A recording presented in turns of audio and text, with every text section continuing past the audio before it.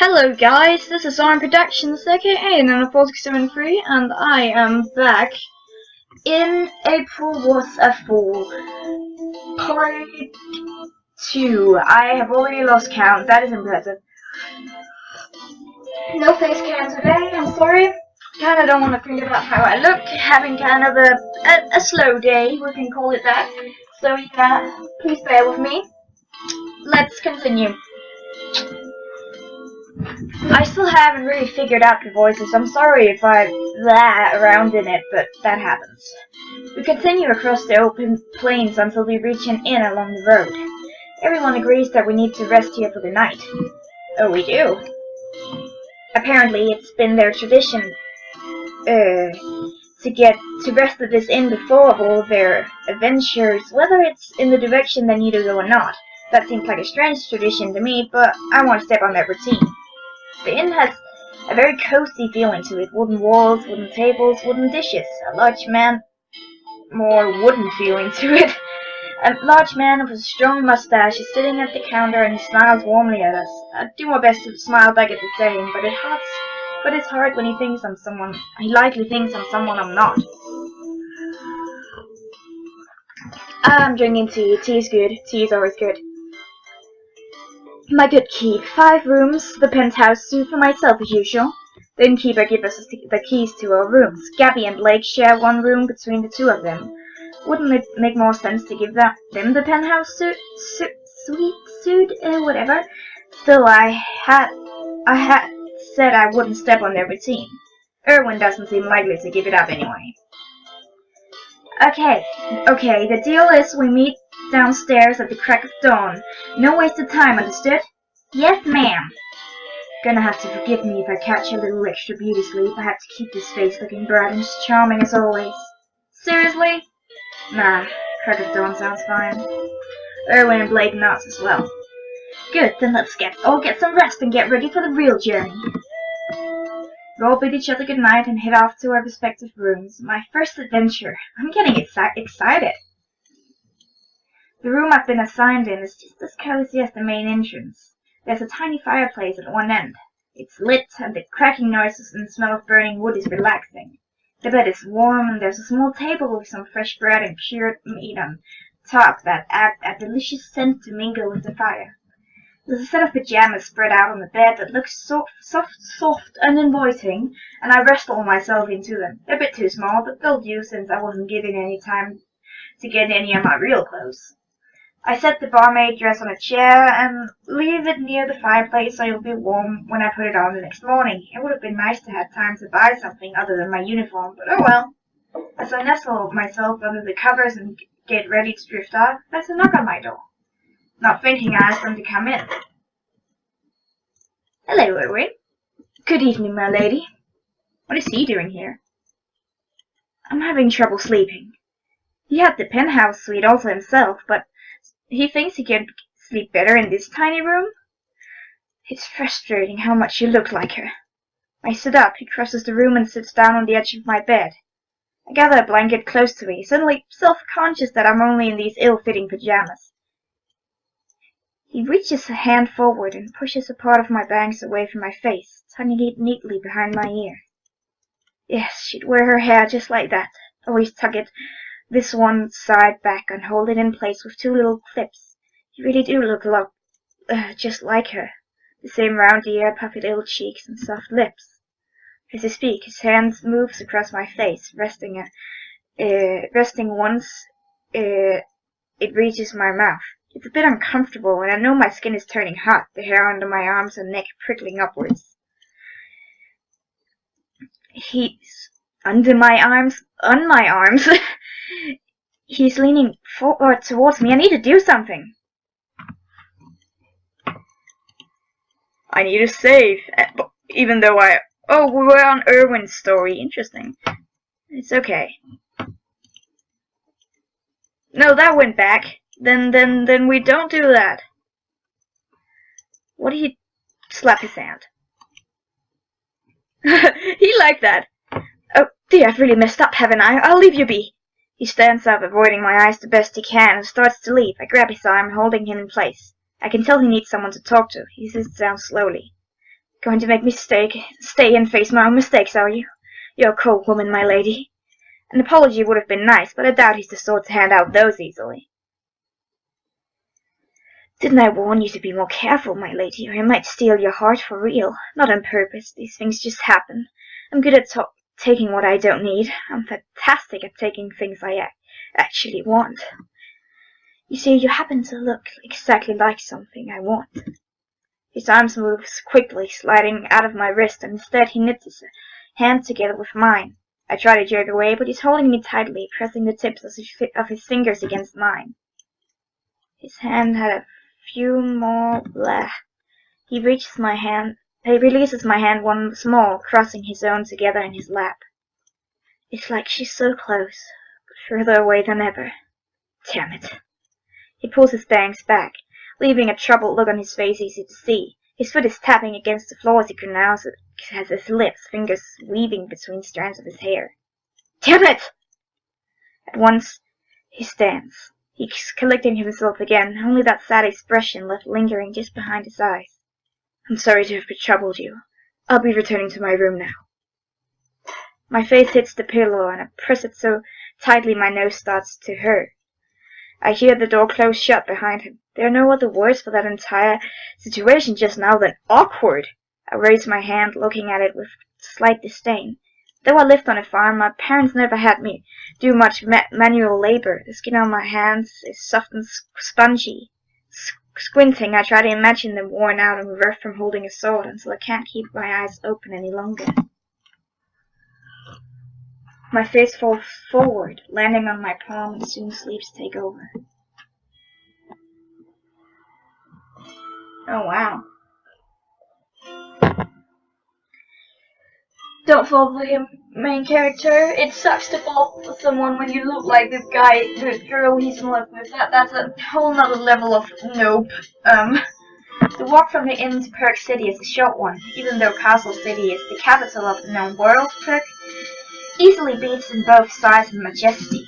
The wealth of its owner is apparent in a single glance. Building made of ivory, marble, and gold line the streets. Gemstones are set in every lamppost, and all the shops are stocked with finest of goods. It was all thanks to one man, Erwin Gates. His parents had led the town near to bankruptcy, but once he took over, it flourished, becoming one of the greatest success stories of our time. Here it is, my beautiful city, built on my own sweat, blood, and riches. Yes, this charming rat of a man was the one that pulled Perk City up from the mud to the stars. Meeting him in person was hard to imagine. Excuse me, sipping tea. More like sweat and blood of everyone you ever swindled. Caps, my dear, I'm a rogue, not a con man. That's a big difference. He waves to someone as they pass by, and I nearly faint at the sight of the mayor walking casually through the streets. Not only that, I have to remind myself, somehow this man is also a world-class hero. We stop by a shop to stock up on supplies for the journey. Potions, other potions, more potions, different potions.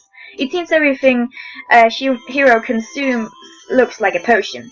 The prices here are hefty, but Erwin easily pays for it all. The shopkeeper thanks us and we head back outside. Looking in my bag, I notice a few things I don't remember putting in there. Yep, none of us paid for this. She holds up a satchel of herbs and sends a sharp look at Erwin's way. No, I'm sure one of us did. Oh wait, maybe the kind shop lady gave it to us as a bonus. How thoughtful. Or maybe your sticky fingers gave it to us as a bonus. Please, I'm an honest, well-to-do man. I have no clue what you're talking about. Why would I steal merchandise from my own citizens? Didn't you promise April you were going to clean up your act? Don't talk about April. It makes me feel sad because I'm not April. I'd like to be April now. At that, Erwin's fist balls at his sides and he turns away, grinding his teeth. Well, didn't you? April is dead. Any promises I made to her died with her. Let's go. That woman isn't going to miss 1 or 2 bags of herbs. She's also not going to miss the cookbook in the bag Kent is holding. Kent almost drops his bag in shock. She'll probably miss the picture frame in Blake's bag, though. Blake, go bring that back, would you? How shameful, stealing the photo of a woman with her late husband. I honestly didn't think you were that sort of person. Just what were you doing with that anyway? put it on your wall and play pretend it was someone you knew? Oh, those two, that's my great-grandparents. They found Perk City, you know. Built the first building with their own two hands. I wouldn't. Erwin spins his heels, glaring towards Blake. Well, Blake, is that what you were going to do with that? Blake stumbled backwards, looking ready to cry despite this entire thing not even being close to his fault. I stepped between the two, no longer able to stomach Erwin pinning his own guilt on someone else. My lady! Reaching onto Blake's bag, I found the picture just as Erwin said. I pull it out and shove it towards Erwin, forcing him to take it. Keeping my expression as stern as possible, I point at the shop. You want me to? I nod. He looks ready to throw the picture at me, but I don't back down. I can't back down. It isn't right of him to keep pushing his feelings onto everyone else and dodging his own regrets. My finger remained pointed towards the store. He throws the picture frame onto the ground. I refuse. I don't care how much you look like her. You can't guilt me into doing something like apologizing. Erwin grabs both of my shoulders and shakes me violently. Pursing my lips, I do my best not to lower my arm. You want her. I don't have to listen to her. Erwin, let go of her. And calm down. She doesn't got a clue what you're going on about. Leave May out of this. He releases me, hands falling limp. The expression on his face is impossible to read. A false calmness that looks ready to explode any second. He picks up the frame, not even flinching at the glass cuts into his skin. He walks towards the shop. Finally, I drop my posture and look at the others. It's not even easy to explain Erwin. He's an idiot. A jerk. Disgusting. Well, yeah, he's all of those things, that's true. I was referring more to his habit of taking things, though.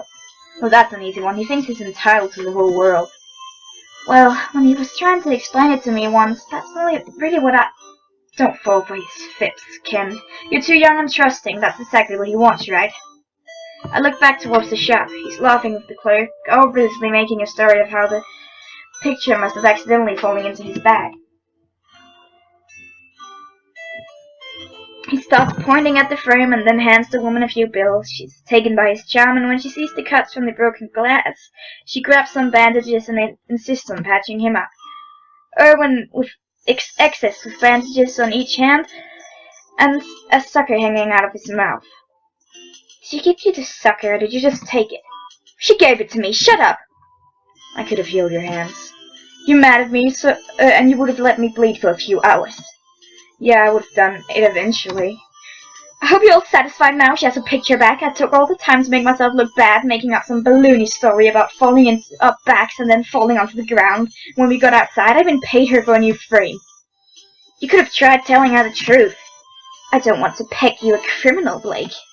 Blake rolls his eyes and says nothing else. He was falling into Erwin's guilt trap earlier, but it seems even he's too done with the man to listen to his words anymore. The atmosphere is tense. The only sound is Erwin tapping his foot against the ground. After several minutes, he makes a dissatisfied noise and stalks off towards the city plaza. I started to follow after him. Don't bother. He was standing around waiting for us to tell him we're sorry. He doesn't really deserve your pity, babe. I think I'm gonna find somewhere to eat. I'll come too. Don't you boys leave me out. Food sounds good about right now. They all leave, making their way towards a fancy restaurant short away. I should follow them, but for some reason I can't. I walk to the plaza. Oh, you're not feeling good, are you? Erwin is sitting at the edge of the fountain, with head in his hands, legs crossed delicately. He doesn't look up when I approach him, and he doesn't move when I sit down beside him. I say the first words I can think of. Why are you Did I say sorry? Why are you apologizing? I don't really know. It just felt right. He's still hiding his face from me. It should have been Gunn, Blake, or even Gabby, heck, even Kent. I shake my head. Who then? It certainly shouldn't be you. You did the right thing. I point at him. His hands drop from his face, hitting his lap almost lifelessly. He finally looks at me. His glasses hide his face well, but I can see red ribbons under his eyes and the sparkle of fresh tears on his cheeks. I could never imagine someone like Erwin Gates crying, but here he is. So what did the others say? Never mind, they already know. They told you I'm selfish. They think I own the world. that I do these things for a laugh and a joke. Those were, let me see, save for the last one. Those were his own words only days before. They just don't get it. He's still staring at me. No, that's not correct, right? He's not staring at me. He's seeing someone else. It isn't right how much you look like her. Is your existence meant to punish me for everything I've done wrong in this world? Are you meant to be my second chance? Maybe you're here so I can try again and not mess up. Sent jolts, and he grabs it, holding it in his lap. I told myself I would do anything for her. I told her I'd do anything for her. I even told her I'd try to get rid of this horrible habit of mine. For her I could do it. I could overcome anything. I hated myself for so many things, but she was so sure I could stop. Yet the day she wanted to fight the dragon, I said no. She asked me first. Out of everyone, she asked me first. I should have been honored. She told me about the adventure she wanted to go on. What did I do?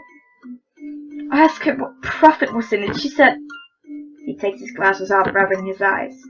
She said, there's no profit. I just want to do something fun with all of you. I scoffed at the notion. I told her I was too busy running my city to take time out of to something so pointless. She looked so betrayed. She yelled at me.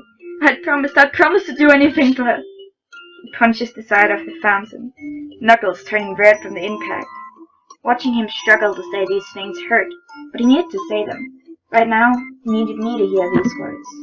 But I insisted that I had more important things to do, and she left, pretending to understand. Since when did I ever care about doing things for profit? He rummages through his pouch and starts throwing things to the ground. I recognize Kent's comb along with slews of other things I can begin to imagine the origin of. None of this was for profit. None of this was for anything. What profit would I have gained? How about still having her here? In the end, the only person that went with her was the good-for-nothing Blake, and he got her killed. No, that's not right. She died because I couldn't keep my promise. Do you know where I was while the dragon was ripping her apart? Sitting in that building over there in my kitchen, looking at a bag of silver I couldn't recall taking. She was dying, and I was busy counting my nearest accidental. That I failed her in every possible way.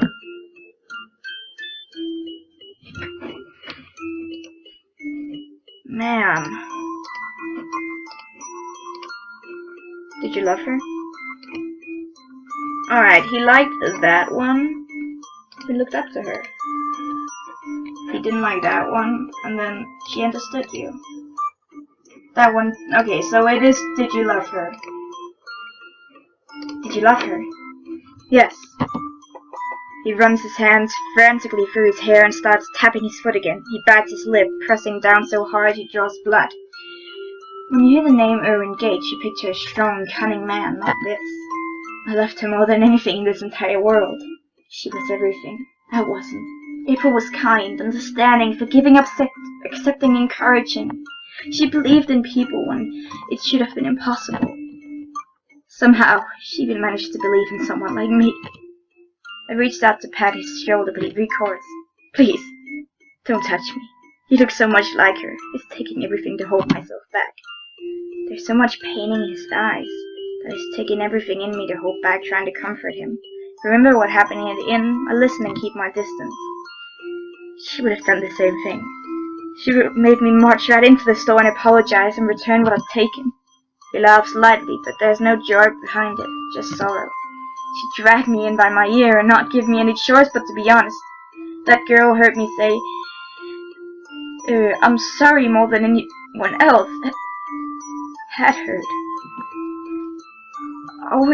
I'd always make a big scene in front of others, but later in our room I'd thank her. It's not like I want to take these things, it just happens. I can't stop it. Considering how smoothly he prayed off taking out things in the past, that came out a bit of a surprise. It seemed like he was enjoying himself. But thinking back to his disdain when it was pointed out, it became clear. This was the thing he regretted about himself. Having run out of things to say, the two of us sit in silence, residents of the city walk past, not bothering to looking at us. I imagine they all have other things they need to do. The water behind us gives the air a fresh, pure scent, and the nearby bed of flowers adds layers of complexity to it. Perk City truly was a beautiful place, as Erwin had claimed. A small butterfly dances gracefully over the pink and white and blue petals of bright flower. The petals dip under the weight, whenever its tiny feet touch down. I hear Irwin move. He sounds around me before I can react. His face presses into my hair. When he speaks, his voice is a low whisper in my ear. Excuse me. I don't want to be like this anymore. Now that she's left me, I've only gotten worse. I can't stop it. I hate it. He pulls my bangs behind my ear. Don't do that. I hate it all. Everything I do. His fingers sliding from my ear, tracing across my cheek. It stops once it reaches my lip. I know it's wrong, but I'm going to pretend you're her, and that my promise to her still matters. Your heart will be the last thing I steal. He's leaning forward. I panic. I kick him in the balls. Oh, right. Way to friggin' God damn it. Well, yeah, it's completely wrong and selfish what he's doing. He's like, yeah, I'm still your heart and pretend you're her. That's a terrible thing to do. But yeah, I kick him in the balls. Yeah, I suppose I deserve that. He spinned over the water, face contorted in pain. Yes, he deserved that. After taking a few more moments to recover from my attack, he stands. I explained to him that everyone else went for food. I see. Perhaps we should grab something to eat before heading out as well. You must be hungry, my lady. He offers me to help me up. I accept, though I'm a bit leery to let him that close to me. Thankfully, he simply pulls me to my feet and then releases my hand. We walk to the others together. Instantly, Irwin begins joking around with them. He and I order food, and then he covers everyone's bills. Is that out of habit or some small act of redemption? It's impossible to say. Before long, we're on our way towards the city's exit. I would have liked to stay longer and spend more time looking around. Even paying a small visit to the Hero Academy would have been nice. I didn't know that much. I know we didn't have that much spare time, though. Irwin grabs my arm. Look, I'm sorry. I rip my arm away. Oh, wow, okay. You just ripped your arm away. He apologized. It's something he don't do. It's something Irwin don't do that. That's not Irwin style. But anyways, okay. If that's May style, then do your May style. Yeah. The laboratory is only a day's walk from the outskirts of Perks. When we first arrived, none of us are that impressed by a single small house resting in an open field. It's a well-defended house, but still nothing like the factory-sized lab we were expecting. Irwin urges us to keep a more open mind. However, once we get inside, I understand why. A small staircase leading downwards reveals a network of underground passages and rooms crisscrossing in a confusing maze of steel and polished white stone.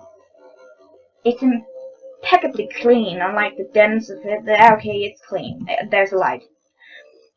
Irwin runs a hand along the lights, a low whistle escaping between his lips. I'm impressed. I honestly didn't think they were going to make this work. What do you mean? When they approached me for the permit to build this place, they had discussed how they were going to use newly discovered minerals to light the underground passages. My biggest concern about allowing the construction was the idea of the city's worth of live torches underneath Perk, so this was the deal clincher. Wait, we're under Perk? Not yet, but his place is that big, yes. It doesn't bother you that you let someone named Evil buy land and build under your own city? Irwin starts to get irritated. It's unusual habit of tapping his foot beginning. He doesn't notice me watching him, or at least if he does, he pretends not to notice. Look, we went over this. It's good for business. I thought Evil was just an unfortunate last name. Why are you constantly trying to make me look like a bad person, Gaps? Day and night out, you make nothing but snide comments about the things I do. What about yourself? You know, Angel, you know that. Gabby cracks her knuckles, Irwin finally having drawn her last straw. She moves, ready to punch the glasses right off Irwin's face, but Kent holds her back. Let's not fight, not like this. Come on, you two. Let's go. I bet we all want to see this guy get his nose broken from continuously being a piece of crap. Yeah, but... Let it go, Kent. You know I can just heal him. Come on, Kent's right. We shouldn't fight amongst ourselves. The two struggle for a bit longer before Gabby finally gives up and Kent lets her go without incident. Irvin heaves out a relief sigh. He finally catches my eyes on him, and we lock sight momentarily before he turns away and looks down the hall. It will be a big work to find what we came for. We should get going now and stop wasting our time being particular. On the way here, we haven't talked much, to the point where I'm sure he's deliberately avoiding me. When he needs to ask me something, he has sent Ken to ask me for him. When he's talking to the whole group, he never once stops to refer or acknowledge me. Maybe I should have feel left out or annoyed by this, but it actually makes things easier. The way he was treating me before was harder to swallow. It's one thing common to how I look like April. It's nothing to use me as her replacement. I wouldn't mind trying to get to know him better or even trying to help him with his habits, but I don't want that common as a package deal with him always trying to kiss me. Even more, I don't want him treating me like someone else. There you go, May. You're your own person. I think he understands that. His avoidance can only be regret for what he did. At least I'd like to think that. There's a tiny nagging in the back of my mind that he's mad at me for rejecting his feelings, but I don't want to believe that. How do you navigate this place? It's really the size of Perk. If it's really the size of Perk, then it's huge. I don't see any signs or landmarks so far. Everything just looks the same. Oh, I have a map. Honestly, getting around isn't going to be a problem. Security is where the real fun begins. You know an awful lot about this place. Naturally, I helped pay for it. You what? Irwin ignores her outburst, motioning for the party to stop. Finishes some parchment from his pockets and unfolds against the wall. It's easy to tell it's the blueprints for the laboratory. He reaches into a pouch for a marker. When did you take that? Ha! That's mine. I was using it just last night. Give it back. My throat feels tight. There's something not right about Irvin right now. He's naturally an irritable person, but he seems quicker to snap than usual. There's a great sweat gathering around his brow. Is something making him nervous? It was something nice of the builders to leave me with a copy of the blueprints. It's a crafty sort sneaking them into my study when I wasn't looking. It's not like I would have taken the blueprints away from their business partner. He follows his statement up with an excuse for why before anyone even has a chance to call him out if he circles a part of the map. From the circle he draws a path towards where we were, muttering to himself about which areas be best to avoid. After expecting it a bit longer, he nods firmly. That'll work. He passes the marker on to Gun. Next time I see you with this, I'm gonna shove it down your throat. Sure, anyway, I'll be counting on you, Ken. Me? In order to avoid the less favorable areas, we're going to have to break down a few walls along the way. I don't really understand. Irvin taps the younger boy on the shoulder. Don't worry about it. Gabrielle will have to handle most of the enemies. They've been specifically tailored to be weak against fire magic. My, how generous I am. Surely my dear friend can find it in herself to stop looking at evil, yes. She rolls her eyes and lets out a dry snort. And Gun, don't you worry, I wouldn't forget about you. There'll be plenty of chances to you watch us squirm around in agony and pain before healing us. The traps here are quite difficult. First good thing he said all day. Why do we have to get hurt? Oh, that was Blake's voice. Yeah, if it traps someone, like you shouldn't have any problem with them, even the difficult ones. I'll admit I helped design the traps here to be challenging even for me. A lot of them are less about skill and more about timing and luck. Why would you do something like that? When I broke into the place, I wanted it to be at least for fun, a bit fun. I just want to make sure I'm following the story right. You took this evil fellow's money, let him build a giant dungeon under your city, put your own money down to help design it, yet you've been planning since step 1 to break in? Or you could look at it as I understood. This guy was up to no good, and I specifically tricked him to designing something particularly a group of world-class heroes would infiltrate into Storm. Yeah, I guess. No, really, you've admitted that you didn't think it was a bad idea at the time. Shouldn't you all be thanking me for designing such a thrilling adventure for us? How can you be also ungrateful? Whatever. So, you didn't give me any instructions. Stay out of the way. Right. Good then, that's decided. My weight shifts back and forth. From one foot to another. Irwin's forcing a strange smile on his face that rivals every other half-heard attempt to make mask his true thoughts. Something isn't right. Between that expression and his temper even Timber's even shorter rope. Oh god, I have to end the episode, yeah. I'll see you in the next one. Bye!